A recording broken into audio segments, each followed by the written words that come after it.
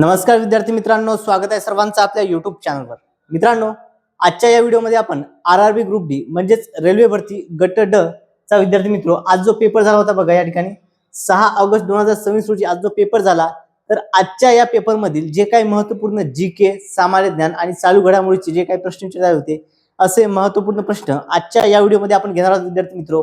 बघा, सर्व प्रश्न हे आपल्याला विद्यार्थ्यांनी कमेंटद्वारे, व्हॉट्सअपद्वारे जे पाठवलेले प्रश्न आहेत तेच प्रश्न या ठिकाणी असणार आहेत। त्यामुळे सर्वांनी हा व्हिडिओ अगदी शेवटपर्यंत बघायचा आहे।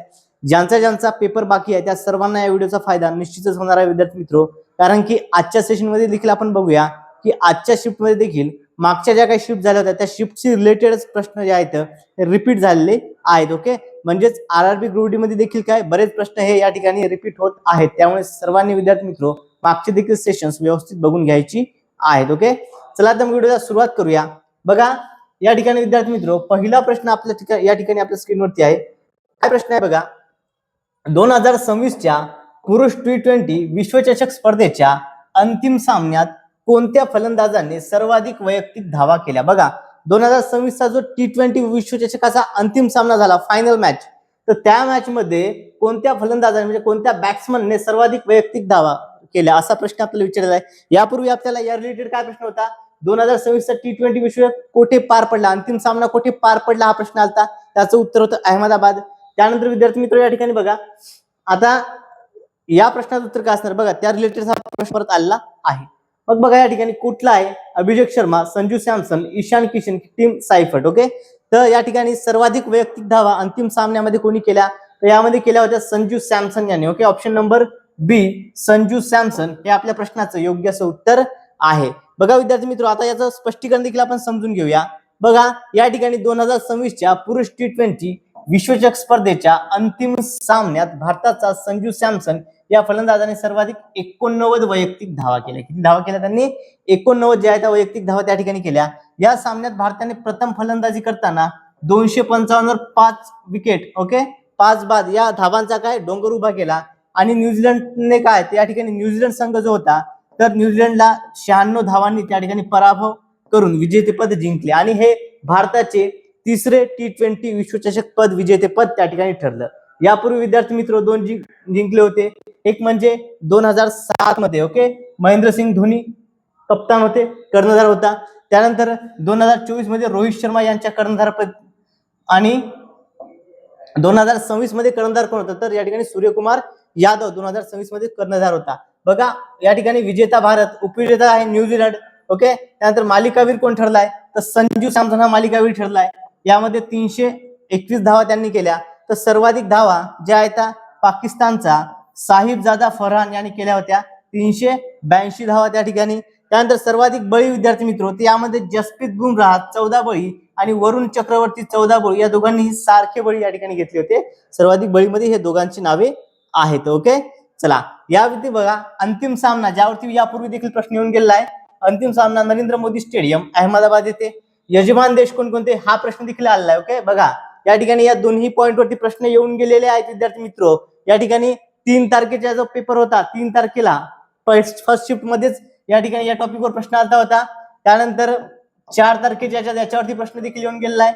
मग बघा, या ठिकाणी प्रश्न हे वारंवार रिपीट होत, त्यामुळे आपण डिटेल मध्ये माहिती या ठिकाणी घेतो, म्हणजेच कुठल्याही पद्धतीने जरी प्रश्न आला तर आपला त्या ठिकाणी चुकता कामा नये। ओके, बघा मग या ठिकाणी विद्यार्थी मित्र सहभागी संघ किती होते, यामध्ये एकूण 20 सहभागी संघ होते। आणि इटली जो देश आहे, इटली पहिल्यांदाच यामध्ये T20 विश्वचषक स्पर्धेमध्ये पहिल्यांदाच या ठिकाणी सहभागी झाला होता। मग 2026 च्या T20 विश्वचषकाचे सदिच्छा दूत कोण होता, ब्रँड अँबॅसिडर कोण होता, तर तो होता रोहित शर्मा विद्यार्थी मित्र। ओके, रोहित शर्मा काय होता, ब्रँड अँबॅसिडर होता या ठिकाणी। त्यानंतर अधिकृत थीम काय होती, तर फील द थ्रिल। ओके, काय होती अधिकृत थीम या ठिकाणी, फील द थ्रिल होती। आणि याची निर्मिती कोणी केली होती, तर निर्मिती अनिरुद्ध रविचंद्रन, ओके, संगीतकार अनिरुद्ध रविचंद्रन यांनी निर्मिती केली होती। बघा, आणि भारताचा कर्णधार कोण होता, तर सूर्यकुमार यादव जो आहे विद्यार्थी मित्र हा भारताचा कर्णधार होता। क्लिअर आहे सर्वांना? होप सर्वांना हा पॉइंट व्यवस्थित कळाला असेल। ओके, चला विद्यार्थी मित्र, जर तुम्ही अजूनही आपल्या चॅनलला सबस्क्राईब केलं नसेल तर सर्वांनी चॅनलला सबस्क्राईब करायचं आहे। साईडला जे बेल आयकॉन आहे याला देखील प्रेस करायचं आहे, म्हणजेच आरआरबी ग्रुप डी संदर्भात येणाऱ्या प्रत्येक व्हिडिओची अपडेट तुम्हाला मिळत राहील, कोणताही व्हिडिओ तुमच्याकडून मिस होणार नाही। आणि जर तुम्हाला ही पीडीएफ डाउनलोड करायची असेल तर ही पीडीएफ डाउनलोड करण्याकरता विद्यार्थी मित्रो तुम्ही आपलं टेलिग्राम चॅनल जॉईन करायचं आहे, ज्याची लिंक या व्हिडिओच्या डिस्क्रिप्शन बॉक्स मध्ये दिली आहे, किंवा कमेंट मध्ये पीडीएफ मेसेज करायचा आहे, तुम्हाला लिंक त्या ठिकाणी सेंड करून दिल्या जाईल. आणि यापूर्वी आपले जे काही सेशन झाले त्या सेशनच्या लिंक देखील तिथे अपलोड केलेल्या आहेत, त्या पीडीएफ देखील आपण आपल्या चॅनलवरती अपलोड केला आहे विद्यार्थी मित्र, त्या जाऊन तुम्ही बघायचे आहेत. ओके, चालू घडामोडी आणि सामान्य प्रश्न त्या ठिकाणी तुम्हाला बघायला मिळतील. यानंतर पुढचा प्रश्न बघा काय, भारत सरकारने मे 2026 मध्ये नीती आयोगाच्या पूर्णवेळ सदस्यपदी कोणाची नियुक्ती केली आहे. ओके, बघा नीती आयोगाच्या पूर्णवेळ सदस्यपदी कोणाची नियुक्ती केली आहे आणि या पदावर विराजमान होणाऱ्या त्या पहिल्या ईशान्य भारतातील पहिल्या महिला ठरल्या आहेत. बघा ईशान्य भारतातील पहिल्या महिला ठरल्या या ठिकाणी कोण आहेत बघा, डॉक्टर जोराम अनिया, प्राध्यापक गोवर्धन दास, डॉक्टर एम श्रीनिवास की प्राध्यापक अभय करंदीकर. कोण आहेत त्या विद्यार्थी मित्र, कोण ठरल्या महिला, तर त्या ठरलेल्या आहेत बघा या ठिकाणी doctor Joram Aniya. Option number A या प्रश्नाचं योग्य असं उत्तर आहे. डॉक्टर जोराम अनिया या आहेत या ठिकाणी ईशान्य भारतातील पहिल्या महिला ठरल्या आहेत, ज्यांची या नीती आयोगाच्या पूर्णवेळ सदस्यपदी नियुक्ती करण्यात आलेली आहे. ओके, बघा आता विद्यार्थी मित्र नीती आयोग जो आहे, ओके, नीती आयोग ही भारताची धोरण आखणारी थिंक टँक संघटना आहे. ओके, याचे अध्यक्ष कोण आहेत, तर अध्यक्ष जे आहे नीती आयोगाचे कोण असतात, तर ते असतात विद्यार्थी मित्र देशाचे पंतप्रधान. ओके, पदसिद्ध आहे, तर मग हे पंतप्रधान हे याचे अध्यक्ष असणार. मग कोणा, श्री नरेंद्र मोदीजी हे यांचे अध्यक्ष आहेत. आणि नीती आयोगाने नियोजन मंडळाची जागा घेतली आहे विद्यार्थी मित्र. ओके, नीती आयोगाने काय नियोजन मंडळाची जागा घेतलेली आहे. बघा या ठिकाणी भारत सरकारने मे 2026 मध्ये नीती आयोगाच्या पूर्णवेळ सदस्यपदी डॉक्टर जोराम अनिया या अरुणाचल प्रदेशच्या आहेत यांची नियुक्ती केली असून त्या उच्च पदस्थ धोरणात्मक मंचावर विराजमान होणाऱ्या ईशान्य भारतातील पहिल्या महिला ठरल्या आहेत. आणि यांच्यासह डॉक्टर आल बाल सुब्रमण्यम यांचीही पूर्णवेळ सदस्य म्हणून निवड करण्यात आली आहे. बघा डॉक्टर आर बाल सुब्रमण्यम यांच्यावरती प्रश्न यापूर्वी येऊन गेले. ओके, डॉक्टर बाल आर सुब्रमण्यम जे आहेत यांच्यावरती कालच्या शूट मध्ये प्रश्न होता. आज जो प्रश्न आला विद्यार्थी मित्र हा ईशान्य भारतातील पहिल्या महिला यांच्या संदर्भात आलेला आहे. ओके, बघा या ठिकाणी सर्व प्रश्न हे एकमेकांना रिलेटेड येत आहेत, लक्षात असू द्या. यानंतर पुढचा प्रश्न बघा, मे 2026 मध्ये संपलेल्या Indian super league, okay, ILS 2025-26 हंगामाचे विजेतेपद कोणत्या फुटबॉल संघाने जिंकले. ओके, कोणत्या फुटबॉल संघाने या ठिकाणी बघा इंडियन सुपर लीगचे काय विजेतेपद जिंकलेले आहे. बघा मोहन बागान सुपर जायंट्स, बी आहे ईस्ट बंगाल FC, सी आहे मुंबई सिटी FC आणि डी आहे आंतरकाशी. कोणी जिंकले आहे, तर हे जिंकले आहे विद्यार्थी मित्र या ठिकाणी ईस्ट बेंगॉल FC या फुटबॉल संघाने. म्हणजेच ऑप्शन नंबर बी ईस्ट बेंगाल FC हे आपल्या प्रश्नाचं योग्य असं उत्तर आहे. बघा या संदर्भात डिटेल समजून घेऊया. पहा विद्यार्थी मित्र काय आहे डिटेल्स या ठिकाणी. तर बघा मे 2026 मध्ये संपलेल्या इंडियन सुपर लीग 2025-26 हंगामाचे विजेतेपद ईस्ट बेंगाल FC या फुटबॉल क्लबने जिंकले आहे. त्यांनी 21 मे 2026 रोजी झालेल्या अखेरच्या सामन्यात बघा इंटर काशीचा, ओके, इंटर काशीचा काय तर 2-1 असा पराभव करून आपले पहिले ISL विजेतेपद आणि 22 वर्षातील पहिले राष्ट्रीय लीग शीर्षक जे आहे ते पटकावले आहे. बघा पहिल्यांदाच काय ISL विजेतेपद या ठिकाणी जिंकलेलं आहे ईस्ट बेंगाल FC क्लबने. बघा यानंतर विद्यार्थी मित्र आता याच टॉपिकवर अजून कुठल्या पद्धतीने आपल्याला प्रश्न येऊ शकतात त्यासाठी तुमच्यासाठी प्रश्न काढून आले आहेत. बघा पहिला प्रश्न काय या ठिकाणी बघा सुपर इंडियन लीग ज्या ठिकाणी, ओके, इंडियन सुपर लीग 2025 हंगामात सर्वाधिक गोल केल्याबद्दल गोल्डन बूट कोणाला मिळाला, तर गोल्डन बूट जो आहे विद्यार्थी मित्र युसेफ एझेझरी, ओके, युसेफ एझेझरी यांना मिळाला ईस्ट बेंगाल FC चा. या त्यानंतर ISL 2025-26 हंगामातील सर्वोत्कृष्ट खेळाडूसाठी दिला जाणारा गोल्डन बॉल, बघा गोल्डन बूट तर युसेफ एझेझरी आणि गोल्डन बॉल कोणाला मिळाला आहे, तर हा मिगेल फुगुएरा यांना मिळाला आहे. हा देखील ईस्ट बेंगाल FC चाच खेळाडू आहे. बघा दोन्ही खेळाडू कोणते आहेत, ईस्ट बेंगाल FC या क्लबचे दोन्ही खेळाडू आहेत. यानंतर पुढील प्रश्न बघा, पुढचा प्रश्न आपल्या स्क्रीनवरती आहे. प्रश्न काय, डेंड्राटाइट मधून येणारा संदेश कुठे जातो. बघा डेंड्राटाइट मधून येणारा जो संदेश आहे हा कुठे जातो. बघा या ठिकाणी एक्सॉन, सेल भिंत, मायलिन आवरण की टर्मिनल. ओके, बघा एक्सॉन, सेल, मायलिन की टर्मिनल. ओके, कशामध्ये जातो, तर डेंड्राटाइट मधून येणारा जो संदेश असतो विद्यार्थी मित्र, बघा जो मज्जातंतू असतात आपल्या न्यूरॉन्स त्याच्यामध्ये संदेश येतो, तर हा एक्सॉन मध्ये जातो. ऑप्शन नंबर ए एक्सॉन हे आपल्या प्रश्नाचं योग्य असं उत्तर आहे. बघा याचं थोडंसं आपण स्पष्टीकरण समजून घेऊया. बघा डेंड्रोटाइट, ओके, डेंड्रोटाइटने काय गोळा केलेला संदेश सेल बॉडी कडे जातो आणि तिथून तो संदेश चेतापेशीचा सर्वात लांब भाग म्हणजेच काय ऍक्सॉन कडे जातो आणि पुढून काय इथून पुढे तो प्रवास करतो आणि शेवटी ऍक्सॉनच्या टोकावरून दुसऱ्या पेशीकडे हा पाठवला जातो. आता सेल बॉडी बघा, सेल बॉडी काय डेंड्रोटाइट मधील संदेश विद्युत लहरीच्या मुख्य स्वरूपात पेशी भागात म्हणजे सोमामध्ये येतो आणि इथून काय ऍक्सॉन सेल बॉडी मधून हा पुढे एका लांब नळीसारख्या भागातून म्हणजे ऑक्सॉन मधून काय पुढे हा सरकतो आणि पुढे न झाल्यानंतर एक कुठे पोहोचतो तर हा ऍक्सॉनच्या टोकाला येतो आणि तेथे टर्मिनस मध्ये येऊन हा संदेश ऍक्सॉनच्या शेवटी असलेल्या टोकापर्यंत पोहोचतो आणि सगळ्यात शेवटी जातो हा सिनॅप्स मध्ये, जिथे दोन चेतापेशींमधील छोट्या जागेवरून सिनॅप्स रासायनिक स्वरूपात हा संदेश पुढील चेतापेशीच्या डेंड्रोटाइटला मिळतो. ओके, चला यानंतर पुढील प्रश्न बघा. सप्टेंबर 2025 मध्ये भारताचे 15वे उपराष्ट्रपती आणि राज्यसभा अध्यक्ष म्हणून कोणी शपथ घेतली? बघा सप्टेंबर 2025 मध्ये भारताचे 15वे उपराष्ट्रपती आणि राज्यसभा अध्यक्ष म्हणून कोणी शपथ घेतली असा प्रश्न या ठिकाणी आपल्याला विचारण्यात आलेला आहे. मग कोणी घेतली बघा, या ठिकाणी ए आहे Jagdeep Dhankhar, B C P Radhakrishnan, okay C P Radhakrishnan, B Sudershan Reddy आणि डी या ठिकाणी एम व्यंकय्या नायडू. ओके, तर कोणी घेतले विद्यार्थी मित्रो? तरी घेतले या ठिकाणी सीपी राधाकृष्णन यांनी. ऑप्शन नंबर बी हे या प्रश्नाचं योग्य असं उत्तर आहे. ओके, बघा सीपी राधाकृष्णन विद्यार्थी मित्रो काय होते, उपराष्ट्रपती होण्याच्या पूर्वी काय होते तर आपल्या महाराष्ट्र राज्याचे हे राज्यपाल होते. महाराष्ट्र राज्याचे काय होते? राज्यपाल होते विद्यार्थी मित्रो. आता काय देशाचे सध्याचे उपराष्ट्रपती आहेत आणि राज्यसभेचे या ठिकाणी पदसिद्ध अध्यक्ष आहेत. किती ठरले तर 15वे उपराष्ट्रपती ठरले देशाचे. मग बघा या ठिकाणी भारताचे 15वे उपराष्ट्रपती आणि राज्यसभेचे पदसिद्ध सभापती कोण आहेत? सीपी राधाकृष्णन. बघा शपथ कोणी दिली तर राष्ट्रपती द्रौपदी मुर्मूजी यांनी त्यांना शपथ दिली. कधी दिली तर 12 सप्टेंबर 2025 मध्ये यांनी शपथ घेतली आणि कुठे तर राष्ट्रपती भवन नवी दिल्ली येथे. आणि सीपी राधाकृष्णन हे उपराष्ट्रपती होण्याच्या पूर्वी महाराष्ट्र राज्याचे राज्यपाल पदी विराजमान होते. त्यानंतर पुढचा प्रश्न घेऊया. तत्पूर्वी विद्यार्थी मित्रो जर तुम्हाला स्पष्टीकरण आवडत असेल सर्वांनी व्हिडिओला लाईक करायचा आहे आणि जर तुम्ही अजूनही आपल्या चॅनलला सबस्क्राईब केलं नसेल तर सर्वांनी चॅनलला सबस्क्राईब करायचं आहे, म्हणजेच आरआरबी ग्रुप डी संदर्भात येणाऱ्या प्रत्येक व्हिडिओची अपडेट तुम्हाला मिळत राहील. कोणताही व्हिडिओ तुमच्याकडून त्या ठिकाणी मिस होणार नाही. ओके, आणि जर तुम्हाला पीडीएफ डाउनलोड करायचं तर पीडीएफ डाउनलोड करण्याकरता कमेंटमध्ये पीडीएफ मेसेज करायचा आहे. त्यानंतर बघा कोणत्या राज्य सरकारने जानेवारी 2026 मध्ये भारताचे पहिले समर्पित डीप टेक काय डीप टेक स्टार्टअप धोरण 2025-26 मंजूर केले आहे? बघा डीप टेक स्टार्टअप धोरण कोणत्या राज्य सरकारने मंजूर केले आहे? आता हा प्रश्न देखील विद्यार्थी मित्र काय झालेला आहे, हा रिपीट झालेला आपल्याला दिसतोय. ओके, बघा यापूर्वी हा जो प्रश्न होता हा 3 ऑगस्टला जी शिफ्ट झाली होती. ओके, 3 ऑगस्टच्या पेपरमध्ये देखील हा प्रश्न आला होता. आता परत हा प्रश्न रिपीट झालेला आहे. पहा विद्यार्थी मित्र बरेच प्रश्न रिपीट होत आहेत, चालू घडामोडीचे प्रश्न रिपीट होत आहेत, लक्षात द्या.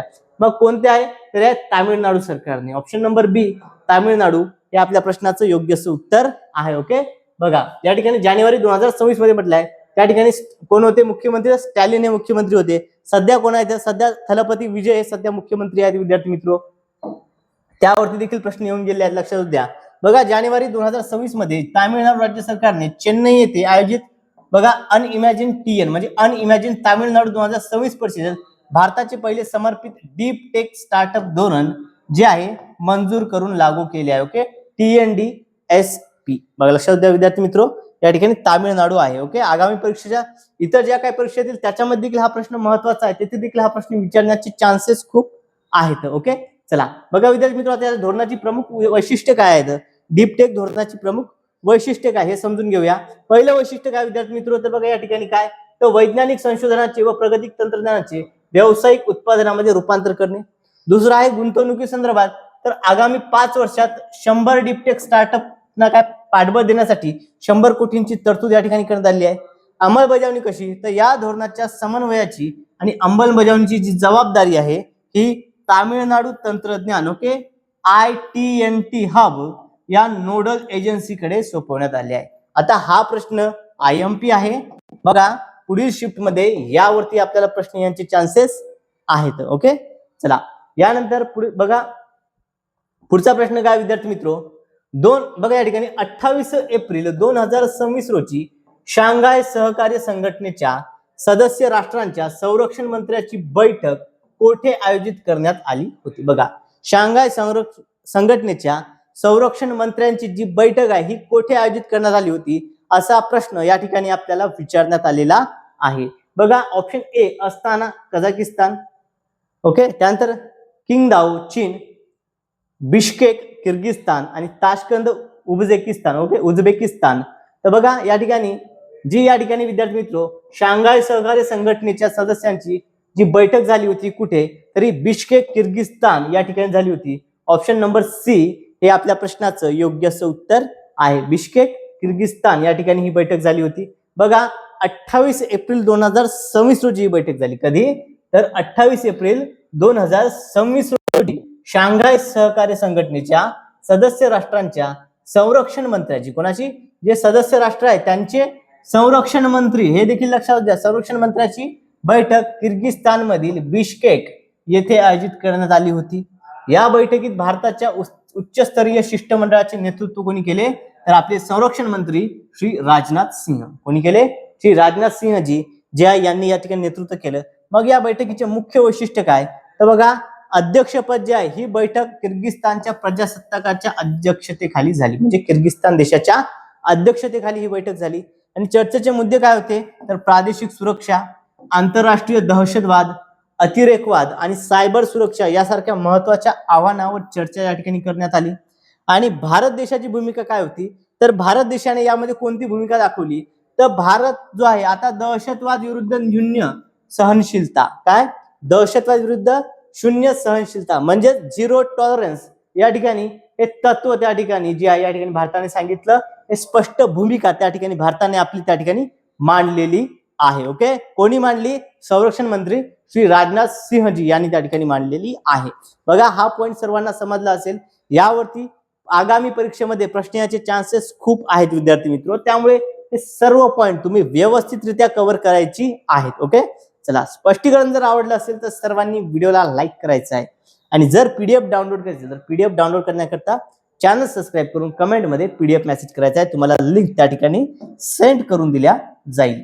यानंतर पुढील प्रश्न बघा, पुढचा प्रश्न काय, 2026 साली साहित्य आणि शिक्षण या क्षेत्रात पश्चिम बंगालमधील कोणाला प्रतिष्ठेचा पद्मश्री पुरस्कार देण्यात आला? बघा, या ठिकाणी यापूर्वी विद्यार्थी मित्र सार्वजनिक व्यवहारामध्ये विचारला होता, कालच्या सेशन मध्ये झालेला आहे ते. ओके, कालच्या सेशन मध्ये झालेला आहे की सार्वजनिक व्यवहारासंदर्भात पुरस्कार कोणाला देण्यात आला. आज काय विचारलं? साहित्य आणि शिक्षण. आणि कालच्या सेशन मध्ये मी सांगितलं होतं की उद्याच्या सेशन या ठिकाणी पेपर मध्ये आपल्याला साहित्य आणि शिक्षणावरती प्रश्न याचे चान्सेस आहेत. जे जे झाले त्याच्या व्यतिरिक्त जे शिल्लक होते त्यावरती प्रश्न याचे चान्सेस आहे. तो पॉइंट आपण व्यवस्थित कव्हर केला होता आणि आज बघा यावरती प्रश्न हा आलेला आहे. ओके, बघा मग कोण राहिले होते विद्यार्थी मित्र, बघा, श्री अशोक कुमार हलदार, श्री गंभीर सिंग योजन, श्री रबिलाल तुडू आणि वरीलपैकी सर्व. तर विद्यार्थी मित्रो या ठिकाणी पश्चिम बंगाल मधले तीनही लेखक आहेत, म्हणजेच वरीलपैकी सर्व. ऑप्शन नंबर डी हे आपल्या प्रश्नाचं योग्य उत्तर आहे. बघा, प्रश्न या अशा पद्धतीने येत असतो, हे आपण प्रेडिक्ट केलं होतं, त्या पद्धतीचा प्रश्न या ठिकाणी आला आपल्याला दिसत आहे विद्यार्थी मित्रो.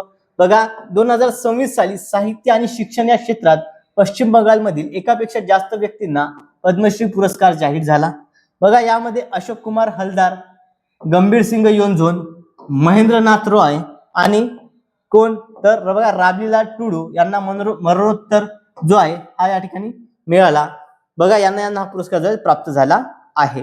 यानंतर पुढील प्रश्न घेऊया. पुढचा प्रश्न बघा आपल्या स्क्रीनवरती. हा प्रश्न काय, पहिल्या आंतरराष्ट्रीय पिंक बॉल महिला फुटबॉल स्पर्धेचे आयोजन करण्याची जबाबदारी कोणत्या देशावर सोपवण्यात आलेली आहे? ओके, बघा या ठिकाणी ऑप्शन बघा, संयुक्त अरब अमिराती म्हणजे UAE, भारत, जपान की कतार. तर विद्यार्थी मित्रो या ठिकाणी पहिल्या आंतरराष्ट्रीय पिंक बॉल महिला फुटबॉल स्पर्धेचे आयोजन करण्याची जबाबदारी जी आहे ती भारत या देशाने सोपवण्यात आली होती. ऑप्शन नंबर बी भारत हे आपल्या प्रश्नाचं योग्य असं उत्तर आहे. यानंतर पुढील प्रश्न बघा, हा प्रश्न खूप महत्वाचा आहे विद्यार्थी मित्र. या ठिकाणी बघा, गृह मंत्रालयाच्या अंतर्गत असलेल्या राष्ट्रीय आपत्ती व्यवस्थापन संस्थेने ओके NDMA हिने तयार केलेल्या हिमालयीन पूर, ढगफुटी आणि हिमनदी सरोवर स्फोटामुळे येणारे जे काही पूर आहेत ओके, तर पूर जोखीम निवारण मार्गदर्शक तत्वानुसार कोणत्या पर्वतीय राज्याने अलीकडेच 150 कोटीच्या प्रकल्पाला मंजुरी दिलेली आहे? ओके, कोणत्या पर्वतीय राज्याने अलीकडेच 150 कोटीच्या प्रकल्पाला मंजुरी दिली आहे? बघा या ठिकाणी सिक्कीम, अरुणाचल प्रदेश, उत्तराखंड की हिमाचल प्रदेश. ओके, कोणतं राज्य आहे विद्यार्थी मित्रो? तर ते कोणतं आहे? तर ते आहे Himachal Pradesh. Option number D हे आपल्या प्रश्नाचं योग्य उत्तर आहे. बघा विद्यार्थी मित्रो, राष्ट्रीय आपत्ती व्यवस्थापन संस्थेने एक ऍप लॉन्च केलं होतं, त्यावर देखील प्रश्न होता. त्या ऍपचं नाव काय होतं? Sachet app. Okay, Sachet app होतं. त्या ऍप संदर्भात यापूर्वी प्रश्न आलेला आहे. म्हणजेच या ठिकाणी राष्ट्रीय आपत्ती व्यवस्थापन संस्थेसंदर्भात जे काही प्रश्न आहेत चालू घडामोडीचे ते आपल्याला दररोज शिफ्ट मध्ये बघायला मिळत आहेत. यानंतर पुढील प्रश्न घेऊया. बघा याचं स्पष्टीकरण देखील एकदा समजून घेऊ विद्यार्थी मित्र. बघा, राष्ट्रीय आपत्ती व्यवस्थापन प्राधिकरण भारत सरकारच्या गृह मंत्रालयाच्या अंतर्गत असलेली एक केंद्रीय धोरण निर्धारण करणारी एक संस्था आहे. अलीकडेच हिमाचल प्रदेश सरकारने भारत सरकारच्या राष्ट्रीय ग्लोब ओके बघा जोखीम निवारण कार्यक्रमाअंतर्गत NGRMP म्हणजे 150 कोटी रुपयांचा एक प्रकल्प सक्रियपणे राबवण्यात आलेला आहे. भविष्यातील अचानक येणारे पुरांना तोंड देण्यासाठी राज्यातील हिमनदी सरोवरांची प्रगती निरीक्षण, पूर्व सूचना प्रणाली EWS आणि सामुदायिक सज्जता मजबूत करणे हा या उपक्रमाचा मुख्य उद्देश आहे. ओके, चला हा पॉइंट सर्वांना कव्हर झाला आहे का? चलो यानंतर नेक्स्ट क्वेश्चन बघा. पुढील प्रश्न घेण्यापूर्वी विद्यार्थी मित्रो, जर तुम्ही अजूनही आपल्या चॅनलला सबस्क्राईब केलं नसेल तर सर्वांनी चॅनलला सबस्क्राईब करायचं आहे. साईडला जे बेल आयकॉन आहे त्याला देखील प्रेस करायचं आहे, म्हणजेच येणाऱ्या प्रत्येक व्हिडिओची अपडेट तुम्हाला मिळत राहील. कोणताही व्हिडिओ तुमच्याकडून त्या ठिकाणी मिस होणार नाही. आणि जर तुम्हाला ही PDF डाउनलोड करायची असेल तर PDF डाउनलोड करण्याकरता आपलं टेलिग्राम चॅनल तुम्ही जॉईन करायचं आहे, ज्याची लिंक या व्हिडिओच्या डिस्क्रिप्शन बॉक्समध्ये दिली आहे किंवा या व्हिडिओच्या कमेंट बॉक्समध्ये PDF असा मेसेज करायचा आहे, तुम्हाला लिंक त्या ठिकाणी सेंड करून दिल्या जाईल. ओके, चलो यानंतर नेक्स्ट क्वेश्चन बघा. मार्च 2026 मध्ये संसदेत दिलेल्या माहितीनुसार इंडिया 6G मिशन, बघा IMP प्रश्न आहे, इंडिया 6G मिशन अंतर्गत स्वदेशी संशोधन आणि विकास okay R&D research and development प्रोत्साहन देण्यासाठी भारत सरकारने किती प्रकल्प योजनांना मंजुरी दिलेली आहे? बघा 6G ओके 6G प्रणाली विद्यार्थी मित्र 6G टेक्नॉलॉजी अंतर्गत स्वदेशी संशोधन आणि विकास ओके स्वदेशी रिसर्च अँड डेव्हलपमेंट याकरता भारत सरकारने एकूण किती प्रकल्पांना किती योजनांना मंजुरी दिली आहे असा प्रश्न या ठिकाणी आपल्याला विचारलेला आहे. पर्याय बघा 75 प्रकल्प योजना, 2 100 प्रकल्प योजना, 3 104 प्रकल्प योजना आणि DI 120 प्रकल्प योजना. तर यामध्ये भारत सरकारने विद्यार्थी मित्रो एकूण 104 प्रकल्प योजनांना जी आहे ती मंजुरी दिलेली आहे. ओके, मग 104 प्रकल्प योजना म्हणजेच ऑप्शन नंबर C हे आपल्या प्रश्नाचं योग्य उत्तर आहे. बघा विद्यार्थी मित्रो, खूप महत्वपूर्ण प्रश्न या ठिकाणी आहेत. बघा आता हे रेल्वे भरतीमध्ये विचार, मात्र जे विद्यार्थी मित्र या ठिकाणी तलाठी भरती तयारी करतात ओके MPSC घटक कची जी तयारी करतायत त्यामध्ये देखील याच टाईपचे प्रश्न आपल्याला बघायला मिळत असतात. विद्यार्थी मित्र चालू घडामोडी संदर्भात आंतरराष्ट्रीय असो, राज्यस्तरीय असो, प्रादेशिक असो, हे सर्व घडामोडी आपल्याला त्या ठिकाणी कव्हर करायच्या आहेत. आणि त्या जर तुम्ही करायच्या असतील तर तुम्ही सर्वांनी चॅनलला सबस्क्राईब करायचं आहे, कारण की डेली या ठिकाणी आपण सेशन्स या ठिकाणी घेणार आहोत. विद्यार्थी मित्र तलाठी भरती करता चालू घडामोडीचे व्हिडिओज तुम्हाला आपल्या चॅनलवरती बघायला मिळणार आहेत, त्यामुळे सर्वांनी चॅनलला देखील सबस्क्राईब करायचं आहे. यानंतर नेक्स्ट क्वेश्चन बघा, तत्पूर्वी याची माहिती एकदा समजून घेऊ. बघा आपण बघितलं की इंडिया 6G मिशन अंतर्गत स्वदेशी संशोधन आणि विकासाला प्रोत्साहन देण्यासाठी किती 104 संशोधन प्रकल्पांना मंजुरी दिली आहे. आणि या प्रकल्पासाठी सुमारे किती कोटीची तरतूद? तर 271 कोटी रुपयांची तरतूद म्हणजे रुपयांचा निधी त्या ठिकाणी तरतूद करण्यात आलेली आहे. यानंतर पुढचा प्रश्न बघा, भारताच्या स्ट्रॅटेजिक फोर्सेस कमांडने 22 मे 2026 रोजी अग्नी 1 या कमी पल्ल्याच्या अण्वस्त्र वाहून नेण्यास सक्षम असणाऱ्या बॅलिस्टिक क्षेपणास्त्राची यशस्वी चाचणी प्रक्षेपण कोठून केले? बघा अग्नी 1 या क्षेपणास्त्र चाचणीचं प्रक्षेपण कोठून झालं असा प्रश्न या ठिकाणी आपल्याला विचारण्यात आलेला आहे. बघा Pokhran Rajasthan, B doctor APJ Abdul Kalam बेट ओडिसाचं, सी एकात्मक चाचणी क्षेत्र ITR चांदीपुरा ओडिसा की थुंबा केरळ. ओके, अग्नि 1 या क्षेपणास्त्राची चाचणी कुठून करण्यात आली विद्यार्थी मित्रो, तर ती झाली या ठिकाणी बघा, या ठिकाणी चांदीपुरा म्हणजेच एकात्मिक चाचणी क्षेत्र ITR. ऑप्शन नंबर सी हे आपल्या प्रश्नाचं योग्य उत्तर आहे. ओके, इथून ज्या चाचणी करण्यात आलेली आहे बघा, या ठिकाणी भारताच्या स्ट्रॅटेजिक फोर्सेस कमांडने 22 मे 2026 रोजी अग्नि 1 या कमी पल्ल्याच्या बॅलिस्टिक क्षेपणास्त्राचे यशस्वी चाचणी प्रक्षेपण ओडिसातील चांदीपूर येथील एकात्मिक चाचणी केंद्रातून म्हणजेच इंटिग्रेटेड टेस्ट रेंज या ठिकाणाहून केले आहे. ओके, चलो यानंतर नेक्स्ट क्वेश्चन बघा, महिलांना दिली जाणारी HPV लस प्रामुख्याने कोणत्या गंभीर आजारापासून संरक्षण देते. बघा, महिलांना दिली जाणारी HPV लस जी आहे ती प्रामुख्याने कोणत्या गंभीर आजारापासून संरक्षण देते असा प्रश्न आज विचारण्यात आला होता. बघा, एक आहे स्तनाचा कर्करोग, बी गर्भाशयाच्या मुखाचा कर्करोग, सी मलेरिया आणि डी आहे हेपॅटायटिस बी. या ठिकाणी हेपॅटायटिस बी आणि मलेरिया हे दोन ऑप्शन लगेच एलिमिनेट होतात. आता राहिले फक्त दोन, त्यापैकी ऑप्शन नंबर बी गर्भाशयाच्या मुखाचा कर्करोग हे आपल्या प्रश्नाचं योग्य उत्तर आहे. बघा, HPV म्हणजे ह्युमन या ठिकाणी पॅपिलो व्हायरस जो आहे हा लस प्रामुख्याने गर्भाशयाच्या मुखाचा कर्करोग, ओके, हा अत्यंत गंभीर आणि जीवघेण्या आजारापासून काय संरक्षण देणारी ही लस आहे. यानंतर पुढील प्रश्न बघा, ब्राझीलमध्ये झालेल्या UNFCCC COP30. ओके, बघा COP30 जी आहे विद्यार्थी मित्रो ही काय, ही पर्यावरण संबंधी आहे. ओके, पर्यावरण परिषद, जागतिक हवामान परिषद असं आपण म्हणू शकतो या ठिकाणी. तर बघा, या परिषदेत भारताने विकसित राष्ट्रांकडून उदार दायित्वाची मागणी करत कोणत्या प्रमुख विषयाचा मुद्द्यांचा जोरदार पुरस्कार केला असा प्रश्न या ठिकाणी विचारण्यात आलेला आहे. ऑप्शन बघा, या ठिकाणी जागतिक कार्बन कराराची अंमलबजावणी, बी हवामान वित्त पुरवठा समभाग अनुकूलन निधी वाढवणे, सी नवीन अणुऊर्जा करारांवर स्वाक्षरी करणे आणि डी आहे फक्त इलेक्ट्रिक वाहने अनिवार्य करणे. मग भारताने कोणता मुद्दा या ठिकाणी उचलून धरला होता, कोणत्या मुद्द्यावर या ठिकाणी जोरदार आपली भूमिका त्या ठिकाणी मांडली, तर तो मुद्दा आहे विद्यार्थी मित्रो हवामान वित्त पुरवठा समभाग आणि अनुकूल निधी वाढवणे. ऑप्शन नंबर बी हे आपल्या प्रश्नाचं योग्य उत्तर आहे. बघा, या ठिकाणी याचं स्पष्टीकरण समजून घेऊया. ब्राझीलमधील बेलेम येथे झालेल्या UNFCCC COP30 शिखर परिषदेत भारताने विकसित राष्ट्रांकडून उदार दायित्वाची मागणी करत हवामान वित्त पुरवठा म्हणजे क्लायमेट फायनान्स आणि समता हवामान न्याय equity and climate justice for CBDRC या प्रमुख मुद्द्यांचा जोरदार पुरस्कार केला. मग यामध्ये बघा विद्यार्थी मित्र, भारताचे प्रमुख मुद्दे कोणते होते. ओके, भारताचे जे काही प्रमुख मुद्दे होते ते बघूया. पहा, पहिला एक म्हणजे हवामान वित्त क्लायमेट फायनान्स जो आहे, यामध्ये काय तर पॅरिस जो करार आहे बघा, जागतिक हवामान परिषदेचा जो करार आहे यामध्ये वसुंधरा करार म्हणजे पॅरिस करार सगळ्यात महत्वपूर्ण. तर पॅरिस कराराच्या कलम 9.1 नुसार विकसित देशांनी विकसनशील राष्ट्रांना, विकसित जे देश आहेत, जे देश विकसित आहेत त्या विकसित देशांनी विकसनशील राष्ट्रांना पारदर्शक आणि पुरेशा प्रमाणात निधी दिला पाहिजे. त्यांनी काय पारदर्शक आणि पुरेशा प्रमाणामध्ये निधी त्या ठिकाणी दिला पाहिजे अशी ठाम भूमिका भारताने त्या ठिकाणी मांडली.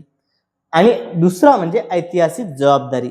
मग यामध्ये काय बघा, ऐतिहासिक जबाबदारी म्हणजे काय, हवामान बदलाचा किमान संसर्ग असणाऱ्या विकसनशील देशांवर किंवा ग्लोबल साऊथच्या खांद्यावर शमनाचे म्हणजे काय मॅटिग्नेशनचे ओझे लादणे जाऊ नये याची आठवण करून दिली.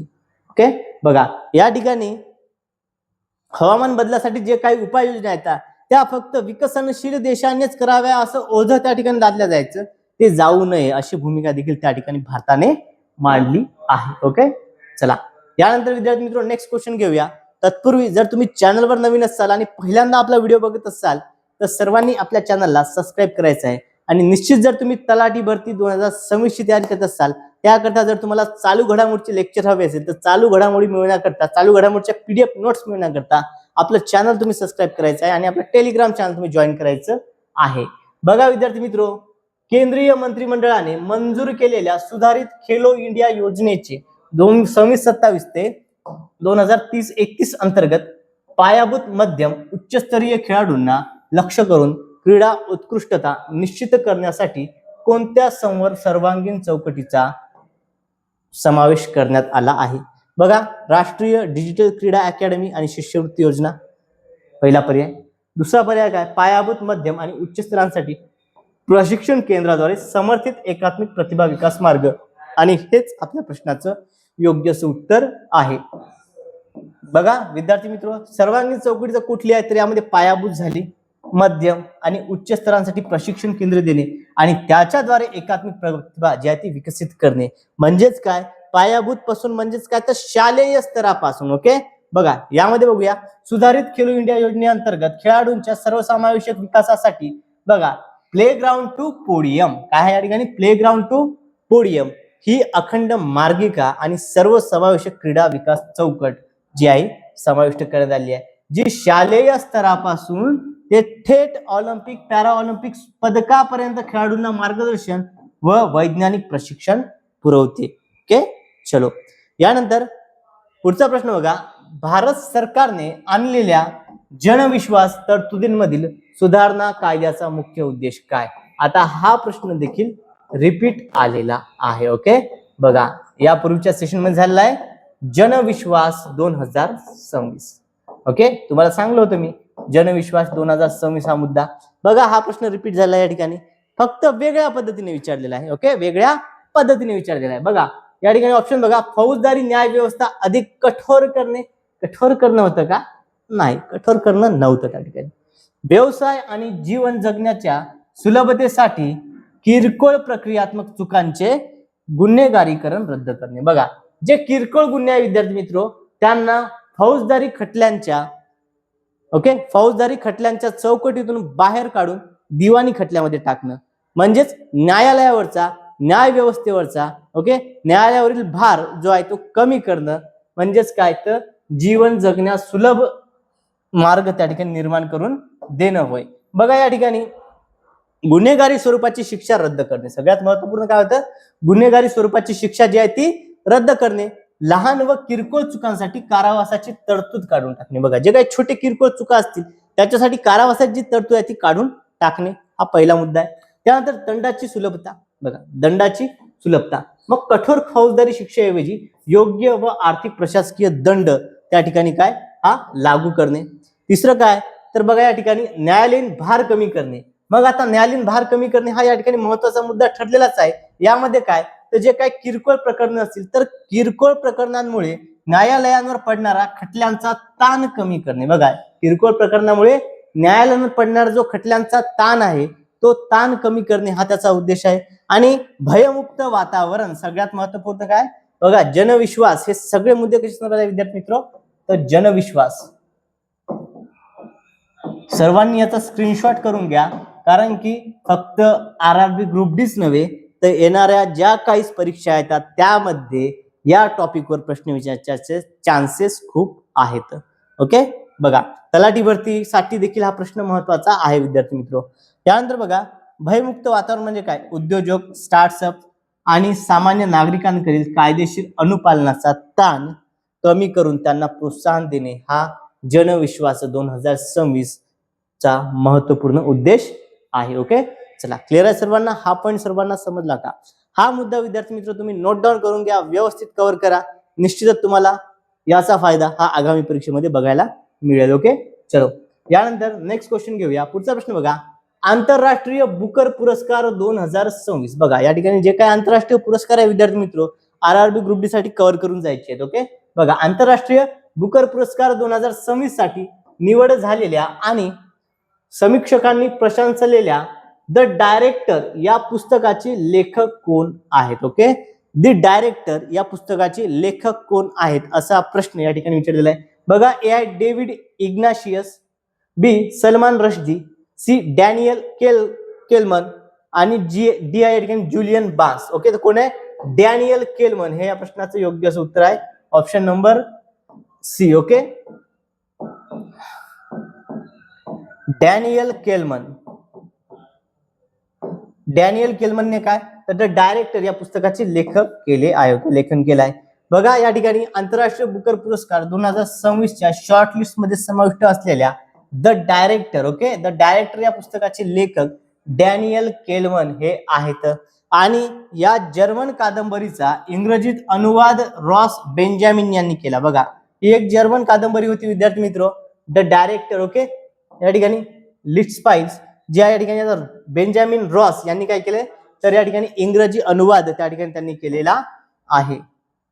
यानंतर पुढील प्रश्न बघा, 2026 सालचा नवीनतम बाजार भांडवलीकरण अहवालानुसार भारतातील सर्वात मौल्यवान आणि सर्वात मोठी बँक कोणती आहे? बघा, भारतामधील सर्वात मौल्यवान आणि सर्वात मोठी बँक कोणती आहे? या ठिकाणी कशा म्हटलंय, तर भांडवलीकरण अहवालानुसार म्हटलेलं आहे. बघा, या ठिकाणी A State Bank of India, B ICICI Bank, C HDFC Bank आणि डी ऍक्सिस बँक. कुठल्या विद्यार्थी मित्र, तर ती आहे या ठिकाणी बघा HDFC bank. Option number C हे आपल्या प्रश्नाचं योग्य उत्तर आहे. ही सर्वात मोठी बँक त्या ठिकाणी ठरली आहे. बघा, या ठिकाणी आपण याचं स्पष्टीकरण समजून घेऊया. बघा, 2026च्या नवीनतम बाजार भांडवल अहवालानुसार HDFC बँक ही भारतातील सर्वात मौल्यवान आणि सर्वात मोठी बँक आहे. बघा, HDFC बँक जी बाजार भांडवलानुसार म्हटलेलं आहे. त्यानंतर स्टेट बँक ऑफ इंडिया ही बाजार भांडवलाच्या बाबतीत कितवी, दुसऱ्या क्रमांकावर आहे. स्टेट बँक ऑफ इंडिया किती स्थानी आहे, दुसऱ्या स्थानावर. आणि एकूण मालमत्तेच्या बाबतीत सर्वात मोठी सरकारी म्हटलंय, सर्वात मोठी सरकारी बँक. त्यानंतर ICICI बँक विद्यार्थी मित्र, तर ही यामध्ये तिसऱ्या क्रमांकावरती आहे आणि प्रमुख खाजगी बँक ठरलेली आहे. ओके, तिसऱ्या क्रमांकावर असणारी प्रमुख खाजगी बँक त्या ठिकाणी ठरलेली आहे. यानंतर पुढचा प्रश्न बघा आपल्या स्क्रीनवरती आहे. प्रश्न काय विद्यार्थी मित्र, वेगवेगळ्या अंतरावरील वस्तू स्पष्टपणे पाहण्यासाठी डोळ्याच्या भिंगाची स्वतःची नाभीय लांबी समायोजित करण्याची जी क्षमता असते त्या क्षमतेला काय म्हणतात? बघा, या ठिकाणी आपण आपल्या डोळ्याने दूरची जवळची जी काही वस्तू पाहतो ती वस्तू पाहताना डोळ्याची नाभीय अंतर क्षमता कमी जास्त डोळा स्वतःहून करतो. मग हे या ठिकाणी कमी जास्त अंतर करण्याची जी क्षमता आहे, ओके, नाभीय लांबी कमी जास्त समायोजित करण्याची जी क्षमता आहे त्या क्षमतेस काय म्हणतात, असा प्रश्न आपल्याला या ठिकाणी विचारण्यात आलेला होता. बघा, ए आहे समांजन क्षमता, बी निकट दृष्टी दोष, सी दूरदृष्टी दोष आणि डी आहे मॅग्निफिकेशन. ओके, या ठिकाणी म्हणजे मोठं करून बघणं. आता हे होणार का, आपण झूम करून पाहतो का, नाही.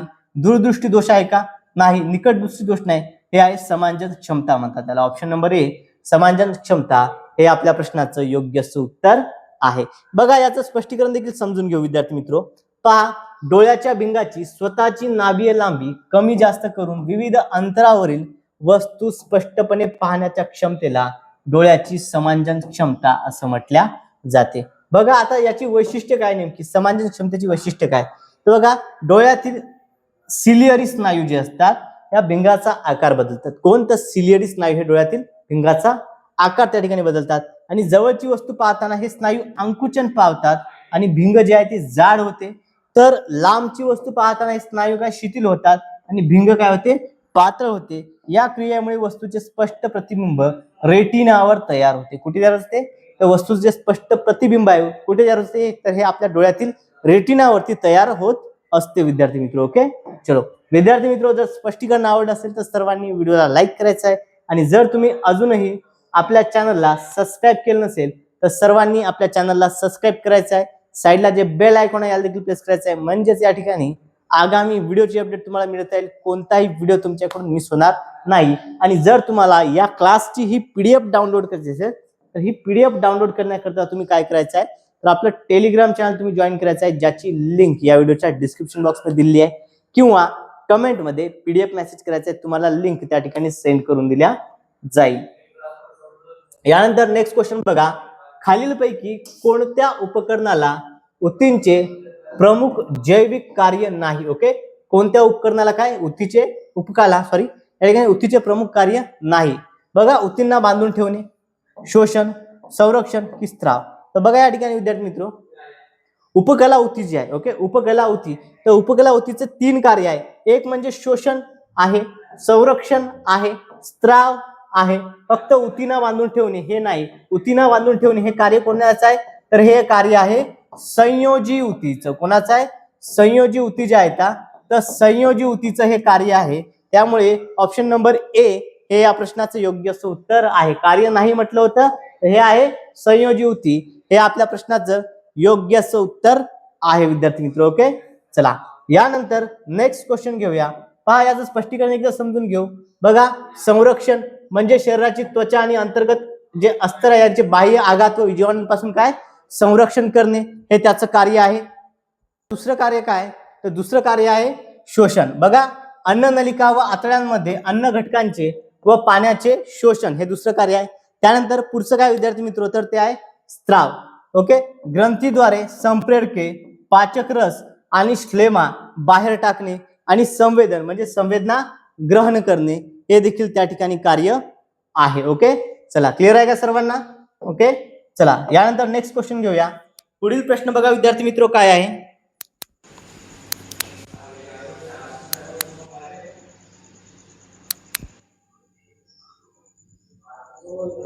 पुढचा प्रश्न बघा या ठिकाणी आपल्या स्क्रीनवरती आहे. सजीव पेशी त्यांच्या अन्नाचे ग्लुकोज, जे अन्नाचे कशाचे ग्लुकोज मध्ये विघटन करण्यासाठी आणि ऊर्जा एटीपी मुक्त करण्यासाठी म्हणजे ऊर्जा मुक्त करण्यासाठी ऑक्सिजनचा शोध घेतात. ओके, बघा, सजीव पेशी अन्नाचे विघटन करण्यासाठी आणि ऊर्जा मुक्त करण्यासाठी ऑक्सिजन घेतात. या प्रक्रियेला काय म्हणतात? बघा, या ठिकाणी ऊर्जेत रूपांतर होते म्हणजेच कशात नाही होते, एटीपी मध्ये, आणि अन्नामध्ये काय असतं, ग्लुकोज. मग ही जी प्रक्रिया आहे याकरता आपल्याला लागते ऑक्सिजन. ओके, मग याकरता जे ऑक्सिजन लागते त्या प्रक्रियेला काय म्हणतात? प्रकाश संश्लेषण म्हणतात का? नाही, हे वनस्पतीमधील आहे. ओके, पेशीय श्वसन, बाष्पोत्सर्जन की किण्व, त्याला पेशीय श्वसन असे म्हणतात. ऑप्शन नंबर बी पेशीत श्वसन हे या प्रश्नाचं योग्य असं उत्तर आहे. बघा या ठिकाणी विद्यार्थी मित्र, सजीव पेशी ग्लुकोजचे विघटन करून ऊर्जा मिळवण्यासाठी ऑक्सिजन वापरतात. या महत्वाच्या प्रक्रियेला ऑक्सिजन युक्त श्वसन म्हणजेच काय, तर पेशीत श्वसन असं म्हटल्या जाते. ओके, एरोबिक रेस्पिरेशन असं म्हणतात. काय म्हणतात त्याला? एरोबिक रेस्पिरेशन असं म्हटलं जाते. आता जारक या श्वसनाची काय वैशिष्ट्य काय आहेत, तर या पेशींच्या मायटोकॉन्ड्रिया मध्ये तंतुकणिका ही प्रक्रिया घडते आणि ग्लुकोज पूर्ण विघटन होते. ऊर्जेची निर्मिती एटीपी म्हणजेच या ठिकाणी बघा एटीपीच्या स्वरूपामध्ये या ठिकाणी होते. आता याची विद्यार्थी मित्र रासायनिक क्रिया जी आहे ती समजून घेऊया. रासायनिक समीकरण बघा काय या ठिकाणी. या प्रक्रियेत काय होते, तर ऊर्जा, कार्बन डायऑक्साईड आणि पाणी हे तयार होत असतात. बघा, सगळ्यात पहिले काय, ग्लुकोज प्लस ऑक्सिजन वजा कार्बन डायऑक्साईड प्लस पाणी प्लस ऊर्जा एटीपी हे याचं रासायनिक समीकरण आहे. ओके, चलो यानंतर नेक्स्ट क्वेश्चन घेऊया. पुढचा प्रश्न बघा. बुध सूर्याच्या अधिक जवळ असूनही शुक्र जो आहे हा सूर्यमालेतील सर्वात उष्ण ग्रह आहे. बघा, सूर्याच्या सर्वात जवळ कोणता ग्रह आहे? बुध. हा बुध सूर्याच्या सर्वात जवळ असून देखील शुक्र जो आहे हा सर्वात उष्ण ग्रह आहे. ओके, शुक्र काय, हा सर्वात उष्ण ग्रह आहे.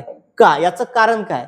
बघा ऑप्शन बघा या ठिकाणी. एक काय, शुक्र सूर्याच्या अधिक जवळ असल्याने. बी, शुक्र ग्रहाला दाट वातावरण आणि तीव्र हरितगृह परिणाम आहे म्हणून.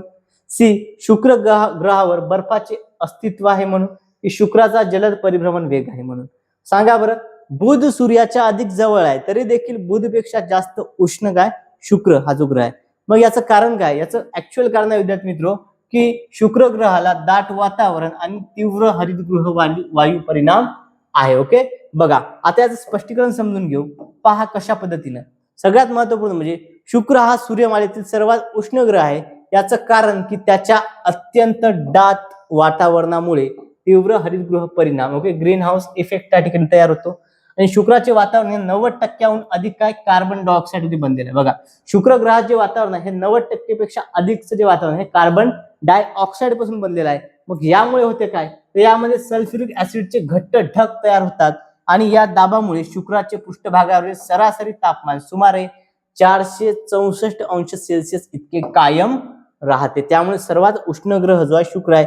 मग आता बुधच्या बाबतीत काय आहे, तर बुध ग्रहाची स्थिती काय, बघा बुध हा सूर्याच्या सर्वात जवळ असला तरी त्याला भक्कम वातावरण नाही. ओके, बुध हा ग्रह सूर्याच्या जरी सर्वात जवळ असला तरी देखील त्याला भक्कम असं वातावरण नाही आहे.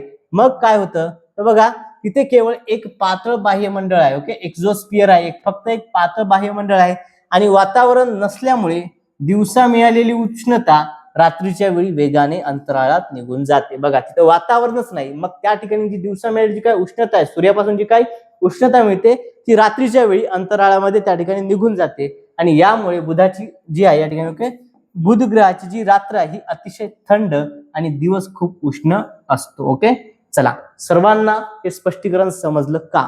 ओके चलो जर स्पष्टीकरण आवडलं असेल तर सर्वांनी व्हिडिओला लाईक करायचं आहे आणि आपल्या चॅनलला सबस्क्राईब करायचं आहे. ओके चलो सर्वांनी एक वेळ व्हिडिओ लाईक करायचा विद्यार्थी मित्रो. पहा या स्वरूपाचे प्रश्न जे आहेत आपल्याला या ठिकाणी बघायला मिळालेले होते. होप सर्वांना आजचं हे सेशन जे आहे सेशन सर्वांना आवडलं असेल.